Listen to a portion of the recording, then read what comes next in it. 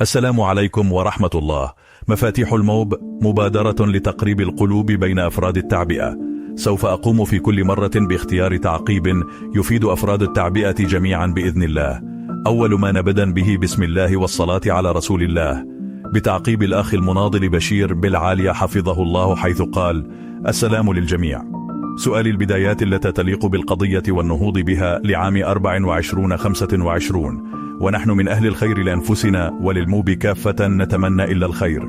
العقول الراقية بإخلاقها وفكرها، لا سيما من الرجال المؤمنين الذين يخشون الله، لكل حرف يكتبون أو خبر ينشرون، وبالأخص النشطاء أصحاب الصفحات الملتزمة بالحياد والموضوعية البريئة من كل حسابات تخدم مصلحتها الضيقة.